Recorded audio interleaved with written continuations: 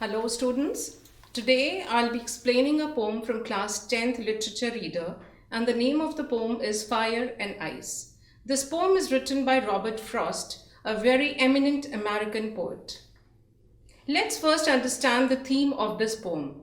The poet is surmising fate of the world. What would cause it to end?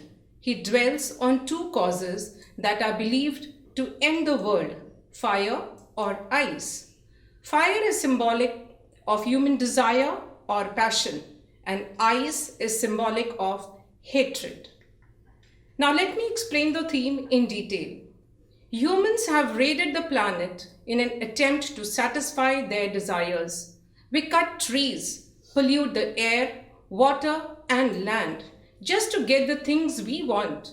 We do this without any consideration of what effect it will have on nature.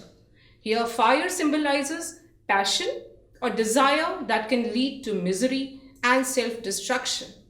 Ice symbolizes the hatred that arises out of rational thinking. Humans, in their bid to know things and gain power, become so impervious to love and kindness that they end up fighting with each other. This has been evident in the wars that have been fought throughout the human history. Let's understand the poem stanza-wise. Some say the world will end in fire. Some say in ice. Here, the end of the world could mean doom. It could be celestial happening or a natural calamity on earth. It could also mean man-made destruction of the world because of man's greed or animosity, leading to global warming or nuclear war. It also points to the collapsing of the world around a person because of his own mistakes. The poet has demarcated the reason of this destruction into two major schools of thought, one in favor of fire and the other in favor of ice. From what I have tasted of desire, I hold with those who favor fire, but if it had to perish twice.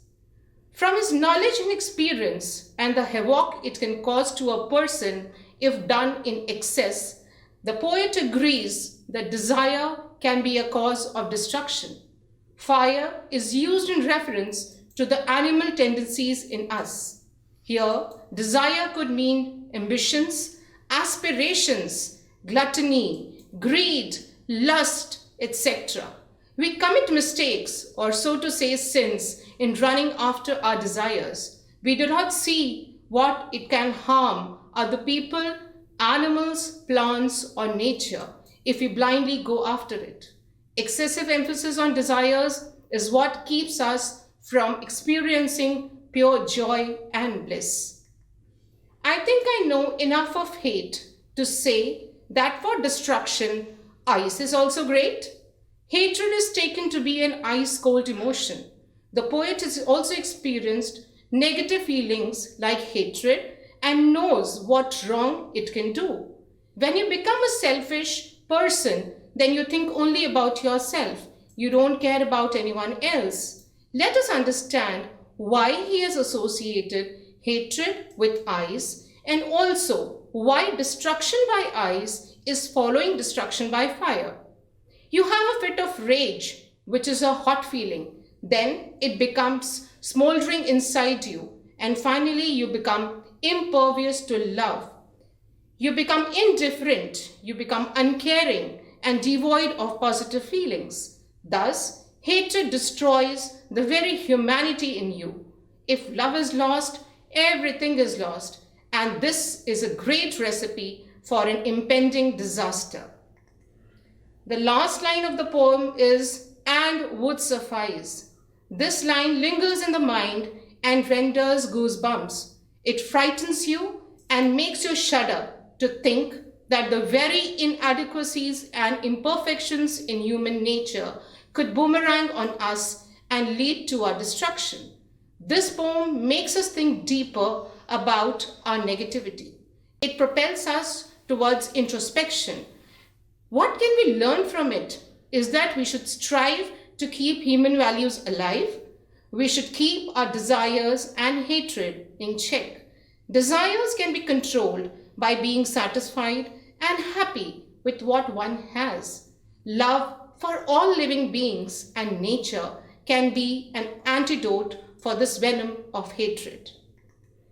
The various poetic devices being used here, first is the rhyme scheme, ABA, ABC, BCB, with I's repeated twice and also contained within twice suffice. This clever twist of the rhyme means that the initial opening fire gradually fades as the poem progresses with ice taking over. Next is metaphor. Fire and ice are metaphors for desire and hate. In the third line, the poet has simply implied metaphor in to taste desire. Poet compares desire to food, something which can be tasted. Next is alliteration. Some say structure beginning in two lines, fire and favor begin with the same letter. Antithesis. It means the opposite of something. Fire is the antithesis of ice. Symbolism. The poet associates fire with desire and ice with hate.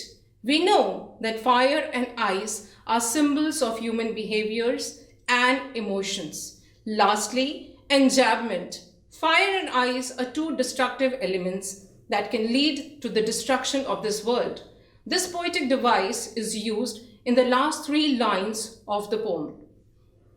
There is a very deep message that is conveyed through this poem. The poem echoes the statement of Robert Frost, "My poem begins in delight but ends in wisdom." He considers the age-old question whether the world will end in fire or in ice. The fire of lust and greed gets publicity, but the coldness of hatred is also dangerous as it is silent killer. Love, brotherhood, tolerance, peace, contentment, sensitivity, benevolence, generosity among people can make this world a better place to live in. This poem is an appropriate one for the present scenario we are in. So I will just conclude by saying, let's join hands and heal the world. Thank you.